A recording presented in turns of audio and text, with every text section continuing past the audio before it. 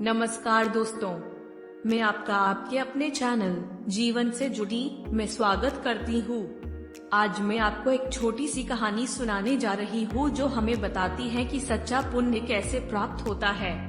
कृपया वीडियो के साथ अंत तक बने रहे और इसे पूरा देखते रहिए। तो आइए शुरू करते हैं। एक राजा बहुत बड़ा प्रजापालक था, हमेशा प्रजा के हित में प्रयत्नशील रहता था। वह इतना कर्मठ था कि अपना सुख ऐशो आराम सब छोड़कर सारा समय जन कल्याण में ही लगा देता था। यहाँ तक कि जो मोक्ष का साधन है अर्थात भगवत भजन, उसके लिए भी वह समय नहीं निकाल पाता था। एक सुबह राजा वन की तरफ भ्रमण करने के लिए जा रहा था कि उसे एक देव के दर्शन हुए। राजा ने देव को प्रणाम करते हुए उनका अभिनंदन किया और देव के हाथों में एक लंबी चौड़ी पुस्तक देखकर उनसे पूछा, महाराज आपके हाथ में यह क्या है? देव बोले, राजन यह हमारा बही खाता है जिसमें सभी भजन करने वालों के नाम हैं। राजा ने निराशायुक्त भाव से कहा, कृपया देखिए तो इस किताब में कहीं मेरा नाम भी है या नहीं? देव महाराज किताब का एक एक पृष्ठ उलटने लगे, परंतु राजा का नाम कहीं भी नजर नहीं आया। राजा ने देव को चिंतित देखकर कहा, महाराज आप चिंतित ना हो, आपके ढूंढने में कोई भी कमी नहीं है। वास्तव में ये मेरा दुर्भाग्य है कि मैं भजन कीर्तन के लिए समय नहीं निकाल पाता और इसीलिए मेरा नाम यहाँ नहीं है। उस दिन राजा के मन में आत्मग्लानि सी उत्पन्न हुई, लेकिन इसके बावजूद उन्होंने इसे नजरअंदाज कर दिया और पुनः परोपकार की भावना लिए दूसरों की सेवा करने में लग गए। कुछ दिन बाद राजा फिर सुबह वन की तरफ टहलने के लिए निकले तो उन्हें वहीं देव महाराज के दर्शन हुए। इस बार भी उनके हाथ में एक पुस्तक थी। इस पुस्तक के रंग और आकार में बहुत भेद था और यह पहली वाली से काफी छोटी भी थी।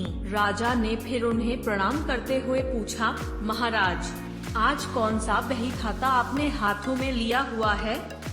देव ने कहा, राजन आज के बही खाते में उन लोगों का नाम लिखा है जो ईश्वर को सबसे अधिक प्रिय हैं। राजा ने कहा, कितने भाग्यशाली होंगे वे लोग, निश्चित ही वे दिन रात भगवत भजन में लीन रहते होंगे। क्या इस पुस्तक में कोई मेरे राज्य का भी नागरिक है? देव महाराज ने वही खाता खोला और ये क्या? पहले पन्ने पर पहला नाम राजा का ही था। राजा ने आश्चर्यचकित होकर पूछा, महाराज मेरा नाम इसमें कैसे लिखा हुआ है? मैं तो मंदिर भी कभी कभार ही जाता हूँ। देव ने कहा, राजन इसमें आश्चर्य की क्या बात है?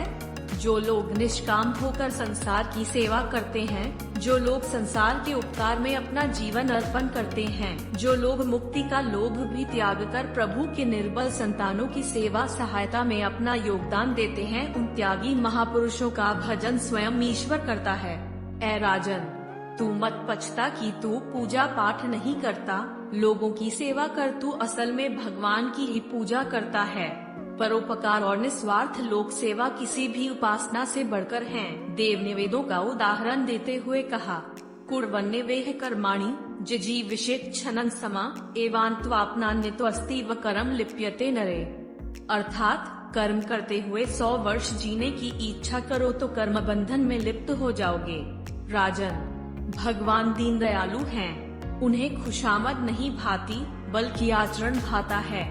सच्ची भक्ति तो यही है कि परोपकार करो, दीन दुखियों का हित साधन करो, अनाथ विधवा किसान व निर्धन आज अत्याचारियों से सताए जाते हैं, इनकी यथाशक्ति सहायता और सेवा करो और यही परम भक्ति है। राजा को आज देव के माध्यम से बहुत बड़ा ज्ञान मिल चुका था और अब राजा भी समझ गया कि परोपकार से बड़ा कुछ भी नहीं और जो परोपकार करते हैं वही भगवान के सबसे प्रिय होते हैं।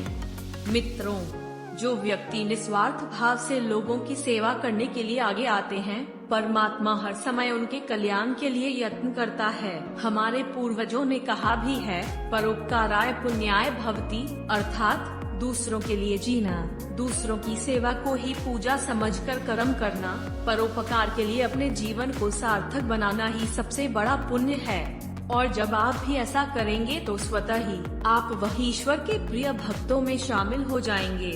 तो दोस्तों, यह थी एक छोटी सी कहानी जो हमें सिखाती है कि सच्चा पुण्य क्या होता है। अगर आपको हमारी कोशिश अच्छी लगे तो चैनल को लाइक और सब्सक्राइब जरूर करें। अगले वीडियो में कुछ नई जानकारी के साथ फिर मिलेंगे। तब तक के लिए अपना ख्याल रखें। धन्यवाद।